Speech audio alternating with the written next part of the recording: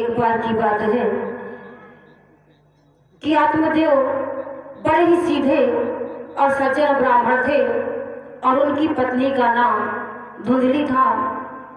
वो मानो एक वंश की ग्रह दशा थी। जिस प्रकार सूर्य में ग्रहण लगता है उसी प्रकार वो वंश की एक ग्रहण थी।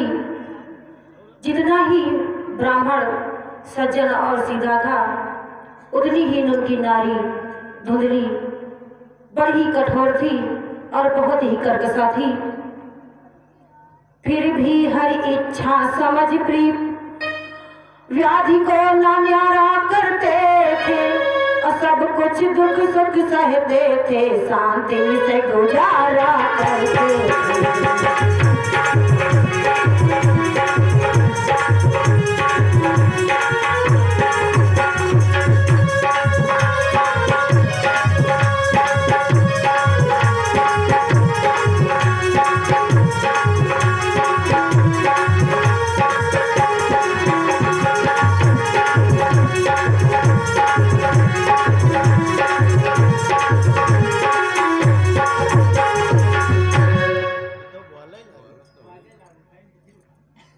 आत्मदेव ब्राह्मण बड़े ही सीधे और सज्जन प्राणी थे।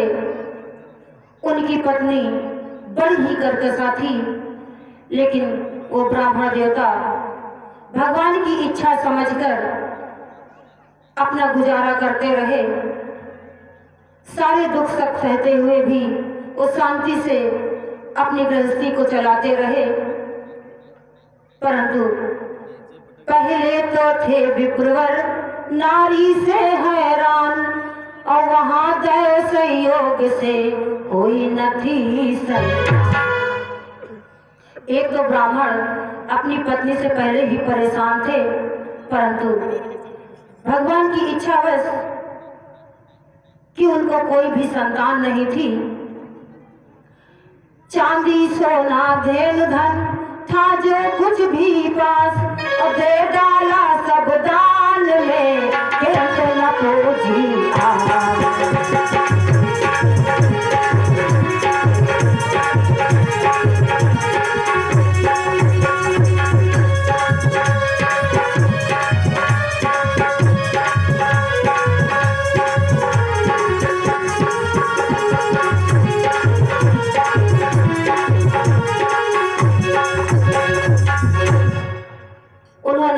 चांदी सोना धन गाय सब कुछ दान में दे दिया, परंतु उनकी इच्छा पूर्ण नहीं हुई।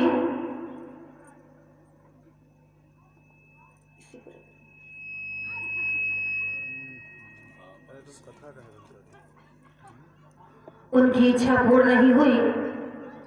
आज संतान के वियोग में ब्राह्मण देव बहुत परेशान है। संतान न अब हो सकती है, जब विप्रदेव ने जान लिया तब मरने का निश्चय करके घरवार छोड़ प्रस्थान किया।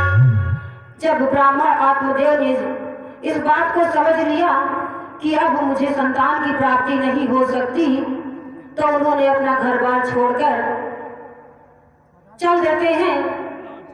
वन में पानी ढूंढने लगा वह मरने का अभिलाषी भी, हर इच्छा से घाट पर आ गया एक सन्यासी।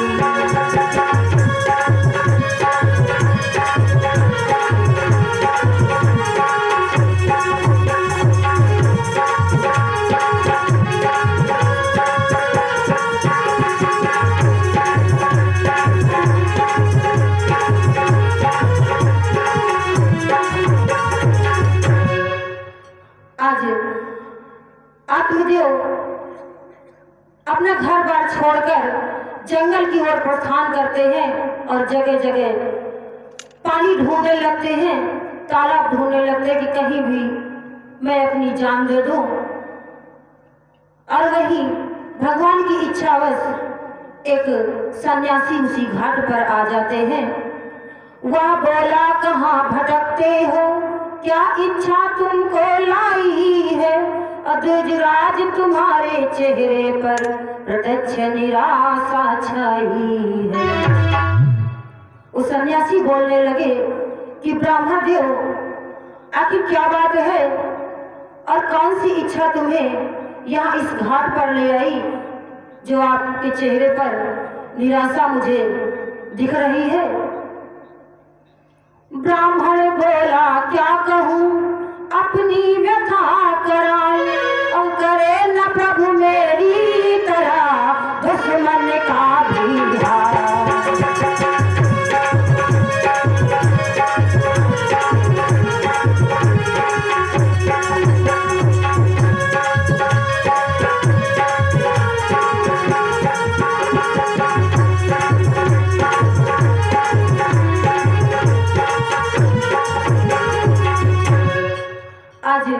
सन्यासी आत्मदेव से पूछने लगते हैं कि ब्राह्मण देव, आखिर क्या बात है, आप किस कारण इस घाट पर आए हैं और आपके चेहरे पर मुझे प्रत्यक्ष निराशा की दिखाई दे रही है, आखिर बात क्या है।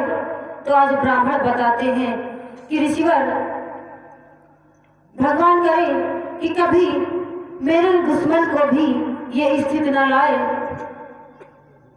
आज कहते हैं, भगवान ऐसा है कौन जतन, जिसको कर चुका विधान नहीं। सब दान किए सब पुण्य किए, पर हुई एक संतान नहीं।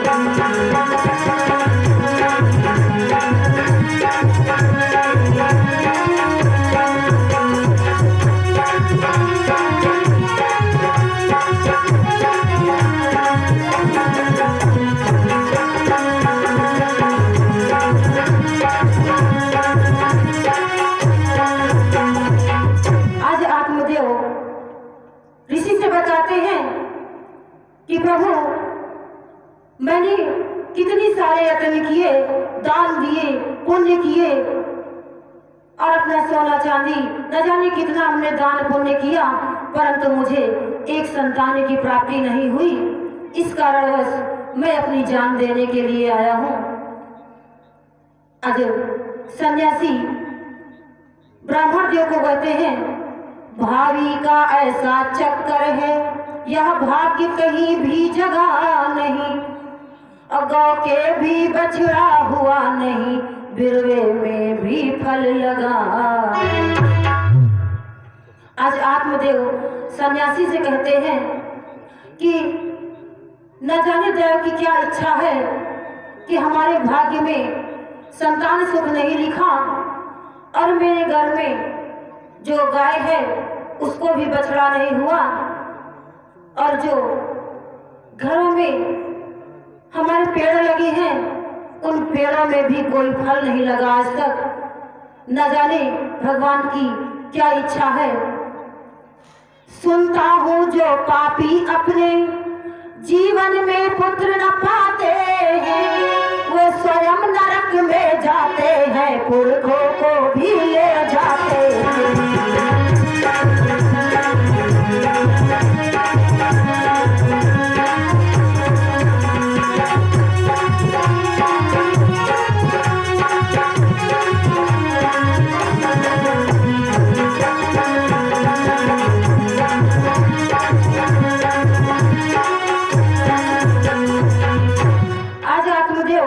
सन्यासी से बता रहे हैं कि हमारे घर में जो पेड़ लगे हैं उनको भी कोई फल नहीं आया, और घर में जो मेरी गाय है उस गाय के भी कोई बछड़ा नहीं हुआ, और मुझे भी संतान का कोई सुख नहीं मिला। और हमने ये भी सुना है कि जिस व्यक्ति के पुत्र नहीं होते तो वो स्वयं कर नरक में जाते हैं, और साथ साथ अपने पुरखों को भी नरक में ले जाते हैं।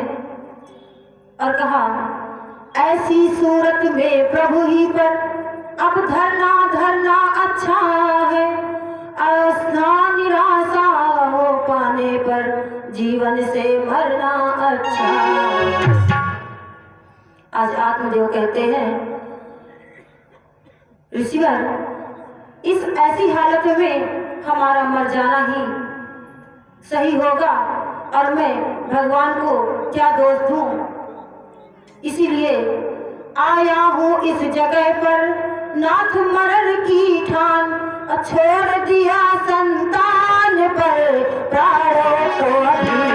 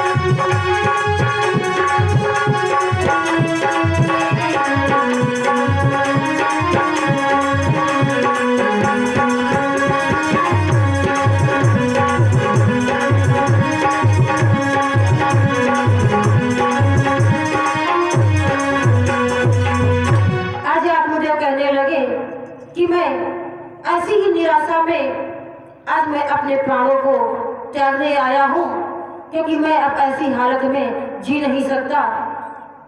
मैं अपने पुरखों को नरक में नहीं ढकेल सकता। तो आज सन्यासी कहते हैं, सन्यासी बोला महाराज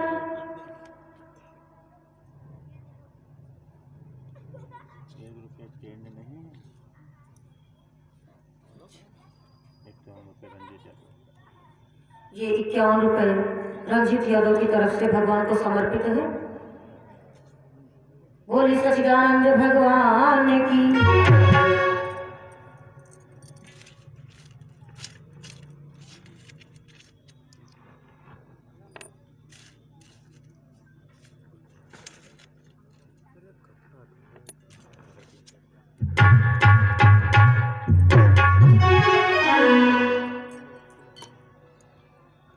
आज सन्यासी कहने लगे कि किसने तुम्हें को भटका दिया, ये बात आपसे किसने कह दी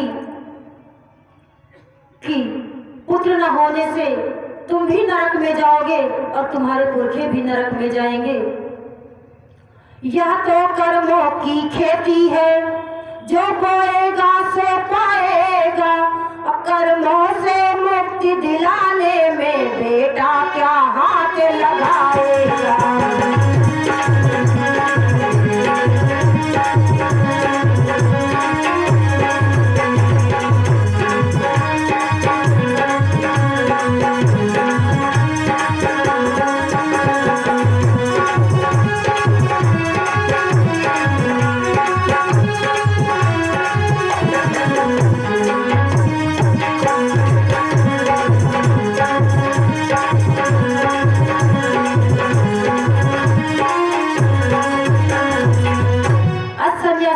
आत्मदेव को समझा रहे हैं कि किसने तुमको भटका दिया, किसने आपको इस भ्रम में डाल दिया कि पुत्र के ना होने पर आपको नरक मिलेगा या आपके पुरखों को नरक मिलेगा।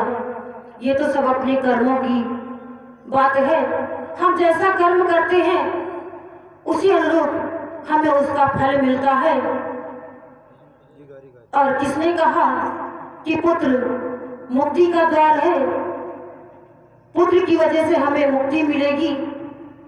कर्मों का बोझ उठाने में बेगार से काम नहीं चलता, दुजवर यह भ्रम है, धोखा है, बेटा से काम नहीं चलता। मेरे विचार से तो संगति उल्टा प्रभाव